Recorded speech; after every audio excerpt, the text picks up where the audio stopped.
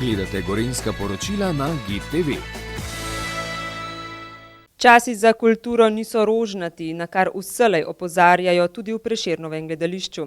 Kljub temu se podpisujejo pod številne uspešno izpeljane dogodke, predstave pri nas, kot tudi uprizoritve izven meja naše države.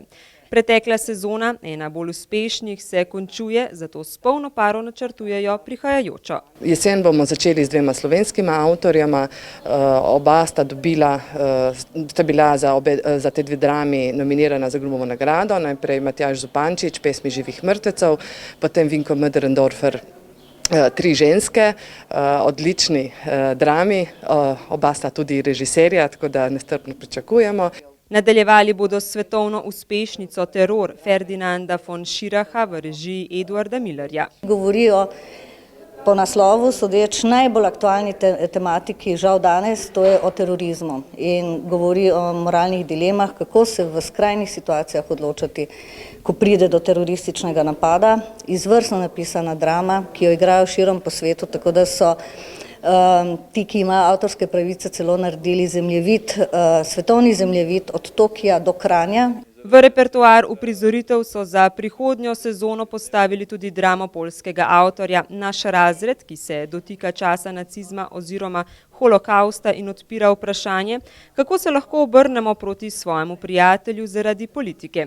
Teden slovenske drame bodo odprli z dramo Nede Erbric Zrno soli. Slovenija in Bosna ima tradicijo soli, ima pa tudi tradicijo nekako begunstva oziroma migrantstva. Včasih smo mi hodili v Tuzlo, tam je zelo velika skupnost Slovencev, ki živi tam, tudi obstaja zbor Slovenčice in na drugi strani potem se je pa ta tok obrnil. No in ta problematika življenja nekje drugje, sprejemanja tega, to bo Neda Bric naredila v predstavi.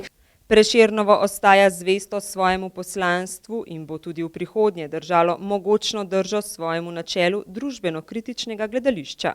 Ja, tudi naprej vstajamo v nemogoči drži, ampak kot se izkazuje, nemogoče je mogoče, dokler je mogoče in mislim, da čas zmeraj bolj potrebuje kritično misel, ne pa manj.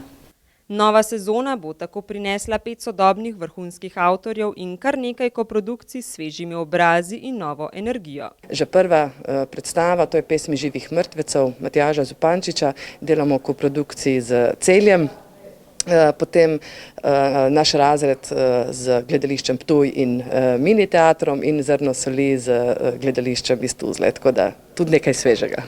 Tretje leto zapored pa vabijo k junijskemu vpisu abonmajev, ki bo prav tako postregel z zanimivimi uprizoritvami. In imamo tudi posebno, lahko rečemo, darilo, nagrado, da vsi tisti, ki bodo abonma vpisali že v mesecu juniju, bodo dobili na ogled še dodatno 6. predstavo, to je pa predstava Judovski pes, ki smo v prejšnji sezoni uprizorili v koprodukciji z Mini teatrom in to bo kot nekako darilo za vse tiste, ki bodo pohiteli in ostali naši zvesti obiskovalci že v junijskem roku. Tako zdaj zagotovo veste, kdo vam bo krajšal večere od jeseni naprej. Prešernovo.